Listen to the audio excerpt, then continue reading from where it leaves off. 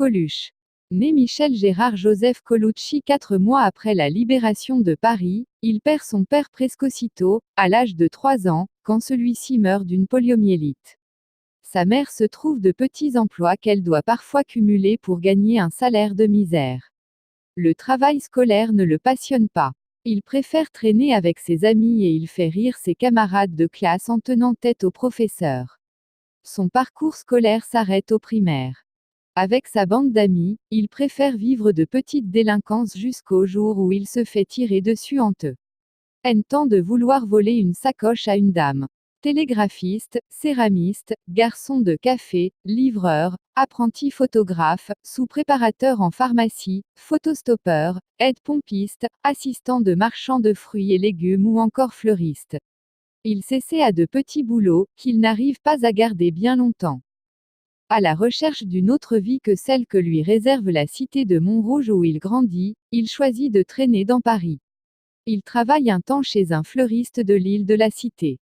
En 1964, il est incorporé dans le 60e régiment d'infanterie de Lons-le-Saunier, où il fait de la prison pour insubordination.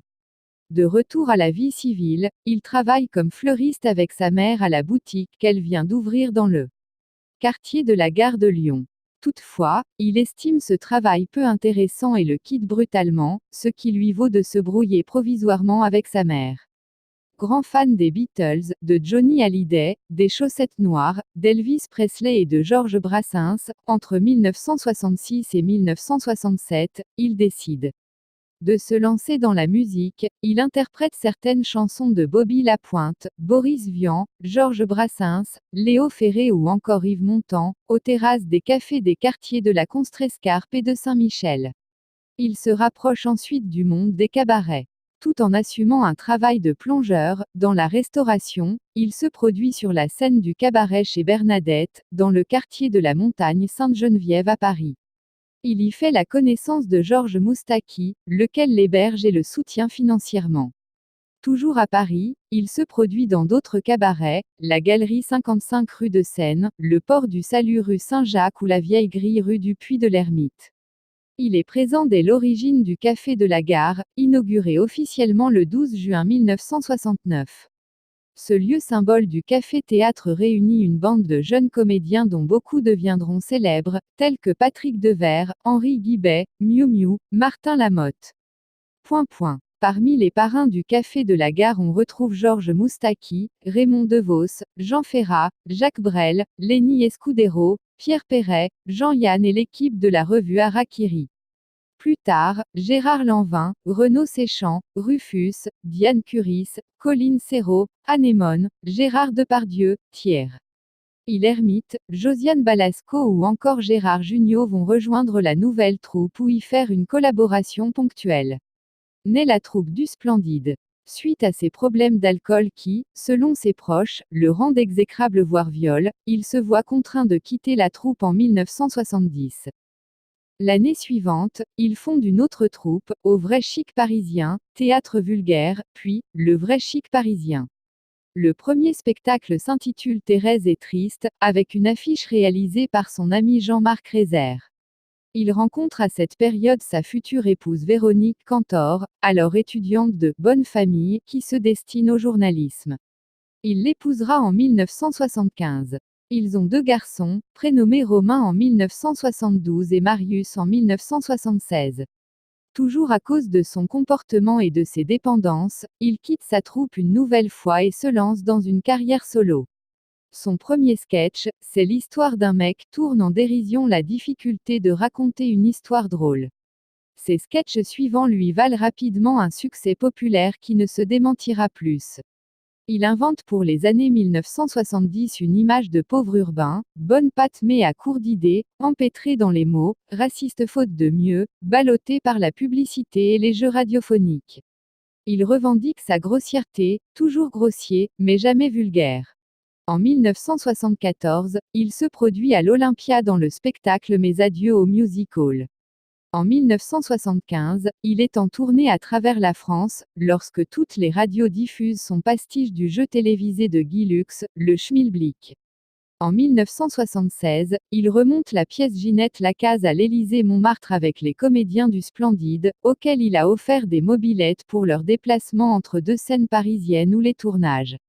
En plus de sa carrière de comique au théâtre, il joue à cette époque dans plusieurs comédies à succès au cinéma, dont L'aile ou la cuisse en 1976 avec Louis de Funès, Claude Jansac et Marcel Dalliot sous la direction de Claude Zidi. En 1978 et en 1979, il co-anime avec Robert Ouillard et Gérard Lanvin l'émission On n'est pas là pour se faire engueuler sur Europe 1, mais son ton provocateur le fait renvoyer. Embauché sur une autre station en janvier 1980, il se fait également renvoyer après seulement 12 jours, après avoir pris l'antenne par un « Bonjour, nous sommes en direct du Rocher aux Putes ».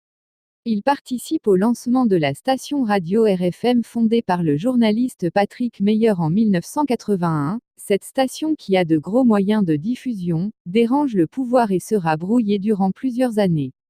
Coluche restera 3 mois à l'antenne.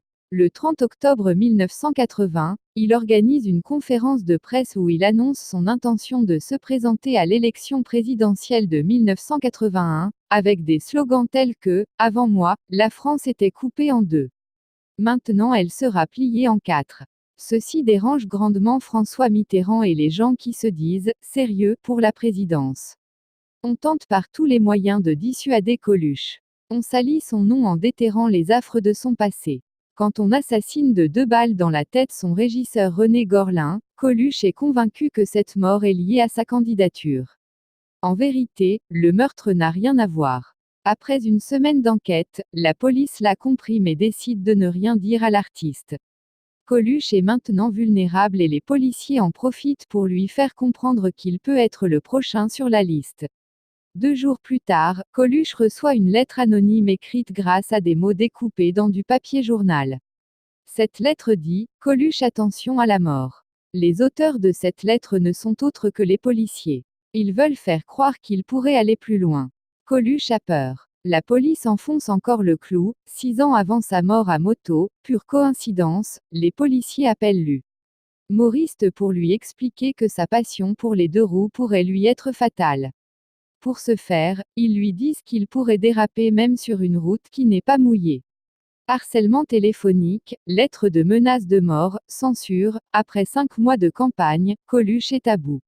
Il décide de tout arrêter et invite une centaine de journalistes. Il dit clairement que comme ça ne le fait plus marrer, il préfère arrêter. Plusieurs semaines après on apprendra que c'était la femme de Gorlin qui l'avait tué. Parenthèse fermante. Une certaine censure va s'exercer à son encontre, notamment à la télévision, où il ne sera plus invité. Point. Il divorce en décembre 1981. Lors d'une édition spéciale, il pose en photo pour le magazine satirique Harakiri avec une carabine 22 long rifle qu'il offrira à son meilleur ami, Patrick Devers. Durant cette période d'errance, il vit en Guadeloupe où il s'adonne à sa passion, fabriquer des chaussures. Il invite Elsa, de son vrai nom Elisabeth Malvina Chalier, l'épouse de Patrick Devers à le rejoindre sur l'île. Celle-ci quitte alors son mari pour rejoindre Coluche. Durant la même période, Coluche doit tourner, sur l'insistance de Bertrand Blier, le film La femme de mon pote avec Patrick Devers et Miou Miou, qui fut également la compagne de ce dernier. Le scénario s'inspire sensiblement de faits réels et de l'intimité qui unit ces 3 acteurs. Le 16 juillet 1982, Patrick Devers se suicide, déprimé après le départ de sa compagne, en se tirant une balle dans la tête avec la carabine que Coluche lui avait donnée. Michel Colucci sombre de plus en plus dans la dépression, l'alcool et la drogue. En tant qu'acteur, la consécration vient avec le film Ciao Pantin en 1983 de Claude Berry, où il joue le rôle dramatique d'un pompiste meurtri, rôle pas si différent de la vie qu'il mène alors. Il obtient le César du meilleur acteur en 1984. En 1985, il anime avec Guy Bedos le concert de SOS Racisme Place de la Concorde. De même, il organise un gigantesque canular, les télévisions et la France entière peuvent assister au mariage de Coluche et de Thierry Le Luron, pour le meilleur époux. Hurle rire. C'est une vision avant-gardiste autour du mariage homosexuel. Prenant conscience de grosses défaillances dans l'entraide française envers les plus démunis en 1985, il lance l'idée des Restos du Cœur sur Europe 1. Il s'engage contre la famine en Éthiopie en chantant SOS Éthiopie avec l'association Chanteurs sans frontières, composée de chanteurs français célèbres des années 1980. Passionné de sport mécanique, il s'engage dans la course Paris-Dakar. Il bat aussi le record du monde à moto de vitesse du kilomètre lancé sur piste, il atteint 252,087 km/h. Il est également à l'origine d'une loi, dite « loi Coluche », votée 2 ans après sa mort, qui permet à un donateur à des organismes d'aide aux personnes en difficulté de déduire une partie de son don de ses impôts. Sa célèbre salopette lui avait été donnée par le mouvement Emmaüs. Devenu célèbre, il renvoya l'ascenseur en remettant un chèque d'un montant élevé, 10, à l'abbé Pierre pour ce mouvement. Pour préparer son spectacle suivant, il s'établit sur la Côte d'Azur. Le 19 juin 1986, sur le trajet à moto qui le ramène de Cannes à la Côte d'Azur, Coluche est accompagné de 2 amis en moto. Il ne porte pas de casque, ce dernier est accroché au guidon, durant ce trajet, mais roule à vitesse modérée, selon l'expertise, à environ 60 km/h. Un camion lui coupe brusquement la route, en effectuant une manœuvre. L'humoriste ne peut rien faire, sinon tenter une manœuvre désespérée en couchant sa moto sous l'obstacle, dans l'espoir de passer sous le camion. Mais sa tête percute l'avant droit du véhicule. Le choc lui est fatal. Tour à tour dénigré, craint et admiré, ce putain de camion emporte un provocateur majeur des années 1980, osant combiner grossièreté et idées fortes, un artiste très populaire qui aura lutté contre toutes les censures, la langue de bois, et pour l'ouverture des esprits et la démystification du racisme, de la politique, des médias, de la publicité ou encore du journalisme à la française. L'histoire d'un mec pas ordinaire.